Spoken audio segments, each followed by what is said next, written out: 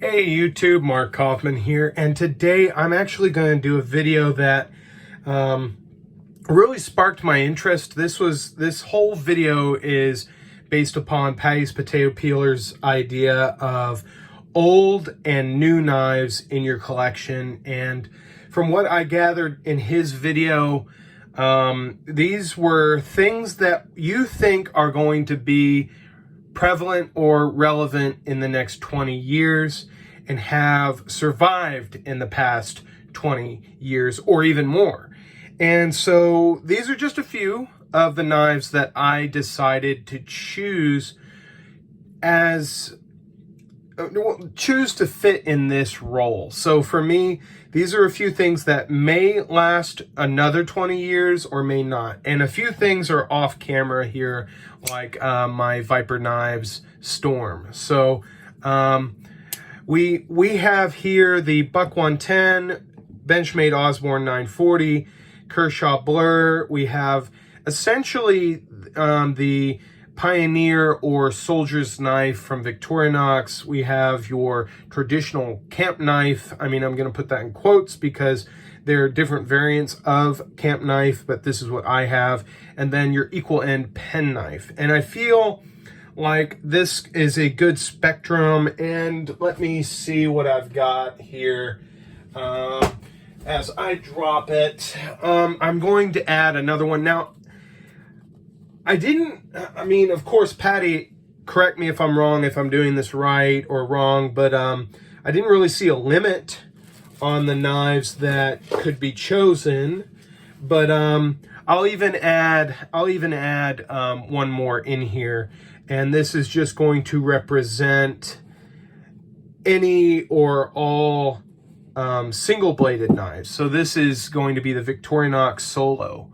So the thing that I think is really important about knives and their form and their function is if they do it well and they do it effectively, and that is cutting. And some of these knives may not make it 20 years. Now, I'm talking like from now 20 years onward. And these knives may not last, they may not be relevant, or they may not be in vogue. Now, the other thing he had were maybe like pocket spinners or smaller EDC items. I've just put a few out that I think are definitely, I think they're fads, okay? I think these are fads. These are not things that are going to be as relevant or as, how can I say, as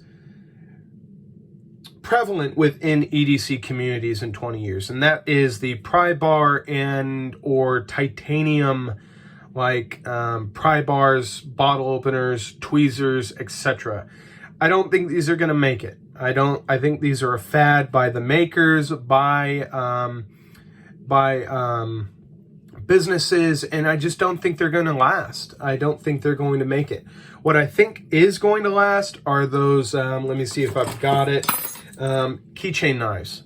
I think keychain knives are going to still be something that will be useful. Now, of course, this form of it may not be useful or in vogue, but I think keychain knives will still last, even after all the, especially for America, the instance we've had with terrorism and things like that that have caused us not to be able to carry something like this on a plane. So I still feel like these have a place and will still be seen and used within the community.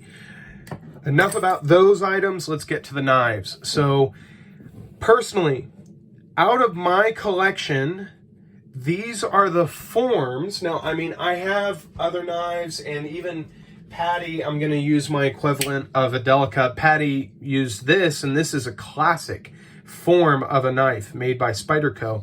But I really think in 20 years, this won't be, it'll just be a staple. It'll be kind of like the Buck 110. It's a staple of a collection or a a knife form, a form of a knife that has been shaped into this form versus your traditional one-bladed, and this could even fit as a one-bladed Barlow. This could fit the form of a single-bladed standard knife. This is just a one-bladed knife, and it's a classic. This is the Solo. It's not 20 years old, but the form of just having one blade, non-locking, and very simple, that has been around for many years. So I feel like this form will still be around. This, I don't think is going to be around in 20 years or as popular or as useful versus something else that might come out. I'm going to put that away. And but what I think has survived many years, and I think will be in the pockets of people even 20 years on, will be the equal end pen knife. They're not as carried or as used as far as I see in the EDC community, but they are definitely out there, and there's a reason why Victorinox still makes these. This one here is from, I believe, the 90s, and I actually have one here that is from the 60s. So this is a Victorinox with the Victoria logo, and this one here is from the 60s, and this one here is, I believe, from 90s or early 2000s. And we can still see, yes, they are still being used, they're still being carried, and they have survived. Now, I'm saying this is in general. It's still being produced, it's still being made, and still being used. I think Paddy had this more of an idea of what you have in your collection. I still carry this, I still use this. So I don't use this one because of its rarity, but I do think that some of these knives in my collection will still be in my collection 20 years on, and still as popular. Now, the Buck 110, I don't carry this. I really don't carry this, even after adding a sharpening choil, sharpening it a couple times, carrying it, using it. I just don't carry it. I don't use it. It's popular. It's a staple in the community, but I just don't think it's going to be something that's going to be as recognized in 20 years. I think it's going to be something that's going to be discussed, but you're not going to see this in regular use. And you can already see Buck fighting its, I hate to say irrelevancy, by making modern interpretations of this knife. So for me personally, I think this won't make it. Even for me, I don't think I will have this in my collection in 20 years. But these here, I think I will. The Benchmade Osborne has stood the test of time. I mean, this thing is still very useful. I have modified mine just a little bit with this extra long sharpening choil, but and I do have a video on that in discussing why I did that. But I think this will definitely be in my collection in 20 years. I have said that this knife I would never buy again. And I mean, I don't mean that as a bad thing. I mean that it's an expensive knife and it's a great knife. I have no reason to sell it. I have no reason to get rid of it. And I use it every day. It doesn't look like it, but I mean, I don't abuse this one. The one that I do abuse is my Benchmade Freak. So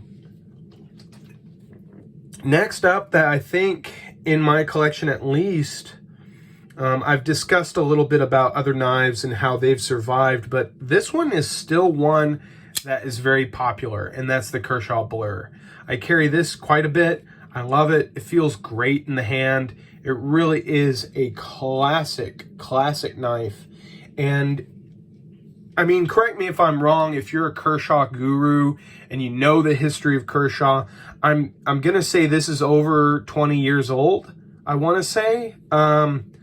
I know it's been around a long time, and it has been tested, time tested, and it's been used by many different kinds of people in different situations, and it really has stood the test of time. And I enjoy it, and I find it very useful. And I really do think it will be in my collection for a very long time. I have no intention on selling that one. these two fit in two categories, which is basically the camp knife. And I feel like these styled knives will still be in my collection and still will survive 20 years on from now. Primarily because this style, this is the Rough Rider Camp King, and this originally was made by, oh man, I'm having a brain fart. I just lost it. Hammer Brand. I know that they had Hammer Brand, they had Imperial, they had, I don't know. Correct me if I'm wrong on the names of who produced this, but these were staples in any bait and tackle shop, any hardware store. These were the knife you would buy, and they were very inexpensive, and they were very trustworthy knives. And I still use this one a lot. I have made a few modifications to it, and I didn't feel like making another video on it, but I have modified the can opener even further just to make opening bottles with this one a little easier. So this is definitely a knife that will stick in my collection, and I don't think I'll keep this one, but basically this iteration of knife with the awl and bottle opener, can opener, and knife blade will be in my collection for probably all my life. I always find a reason to have something like this, but by no means is it a Swiss Army knife. And that's why I feel like these will, this one I would probably sell first over the Victorinox, primarily because I just feel like the Victorinox is a better quality knife. It has stood the test of time. I mean, this overall design has been around since the 60s. I mean, this design itself has been practically unchanged since the 60s. I mean, that really tells you something. This is a 2005 model. That was a great year for me. Huge Star Wars period for me since the episode 3 came out at that time. But this knife here is something I think will stick in my collection for a long time, will be used for a long time, and will definitely be there in 20 years. And I think it will be in many people's collections 20 years from now on. But the knives that I don't think will last, or kind of are fads, or some of these companies that just have popped up or have been around and they're producing stuff all the time, like Viper. This Viper Storm, I mean, it's a great knife, don't get me wrong. I mean, I love this thing. It's fantastic. M390 steel, fantastic drop shot action, ball bearings in the pivot. I mean, it's smooth as, I mean, man, it is so smooth, but I don't think I'll have this in 20 years. I don't think it's a solid design, don't get me wrong, but I don't think it's going to be seen in the community as something, oh, wow, that's really nice in 20 years. They'll probably be like, oh, yeah, that's a titanium folder. But you see this and they're like, yeah, Benchmade Osborne, that's classic. So this here may not make it 20 years. And let me see here. There could be a few others out of my collection that, well, this is probably going to piss off a lot of people, but I don't think this will make it in 20 years. The Spyderco Paramilitary 2, you know, for me, I don't think this will make it, you know. I hate to say that, but this type of knife, I don't think will be around in 20 years. I think it'll still be produced, don't get me wrong, but I mean, people will just be like, yeah, that's a Paramilitary 2. And that may be very controversial for a lot of people, me saying that, but I just don't feel like this is going to stick around in 20 years. It's great, but Spyderco will probably come out with something even better. Who knows? And this would be pretty hard to top, to be honest, but I don't think so. I don't think so. So, I mean, that's just another example of something that may not make it 20 years from now in my collection. And his point was, what's stuck around? What is in your collection? Are you going more old or are you going new? Well, actually, I feel like my collection is going more in the old route. I mean, I just picked up a K-bar dozier, and this has been around, I think, since the 90s. So, I mean, most of my knives have been around probably 20 plus years. I may have a few that may not fit that mold of, they may be even 15, maybe 10 years old, but most of what I have in my collection is stuff that's been around for almost 20 years. So I would probably say my collection is comfortably in the old category than the new category. But these were just a few of my thoughts, just a few of my ideas, and I really thank you, Paddy, for just sparking this idea, this conversation. And if I missed the point on this video, let me know, but I'm just kind of riffing here at this point. So thank you guys again for joining me on my YouTube channel. And if you think these are classics or anything else out of my collection, go in my past videos and check those out. Let me know if they're classics or if I've missed the mark on a few of these. If you think some of these won't last, or if you think all these are going to last, let me know. I want to hear from you. So thank you guys again. I'll talk to you later in the next one. Till then, I hope you have a great one. Bye-bye.